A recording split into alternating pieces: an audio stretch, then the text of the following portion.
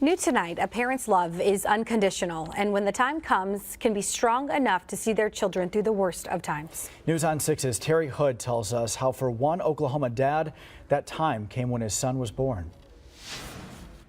You have to start with Alabama every year until... George Schroeder covers national college football for USA Today, online, on social media. Yeah, you know what? They did do the right thing. And sometimes on News on 6 as a contributor to the Oklahoma Ford Sports Blitz. But his biggest follower... Woo! 3-point. ...is right here at home. He loves sports. His son Christopher is 8. Good job. And his father's son in every way. Hi everybody, I'm Christopher. Would you like to play some football? He will do his own play-by-play for his own little games. But Christopher got more than a love of sports from his dad. Woo-woo! Good job, mister. He got a gift he carries with him to this day. And God's wired into the hearts of fathers to do good things for their children, to give good gifts to them. George was called to do that soon after his son was born. It was a terrible day. It was it's the worst news I've ever received. Christopher had a defective heart. I just remember crying, just sitting there crying, and they really expected his heart to fail in the womb. It was that serious. Their son's only chance for survival was through a heart transplant.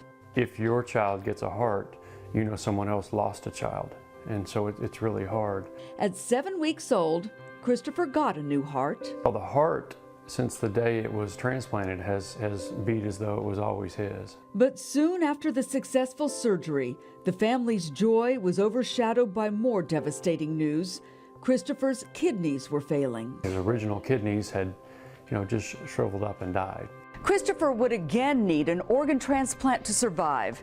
And without hesitation, George stepped up and found out his kidney was a match.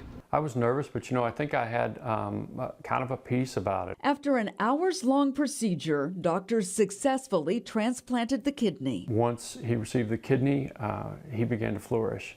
But it would be another 11 months in the hospital before Christopher finally went home, where he spent the next year on dialysis. It wasn't easy, but we were so happy at that point to have him home. Now, nearly 7 years later, Christopher is a third grader.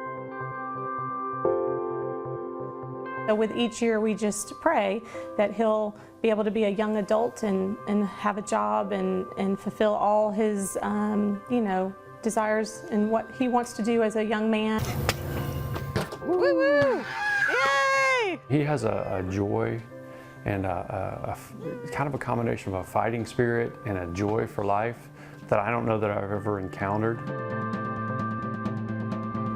What a tough little kid there. And that was, of course, Terry Hood reporting for us. Christopher's still immune suppressed, which means that he has to take anti-rejection drugs twice every single day. Gosh, my heart goes out to that family and so many other families who go through similar struggles and that uncertainty. We tell stories, all the time. And of course, the dad makes the decision to donate his kidney. I mean, what a beautiful story. Yeah, step one, and they were so excited, and then another setback, and they got through that too. So, yeah, great story.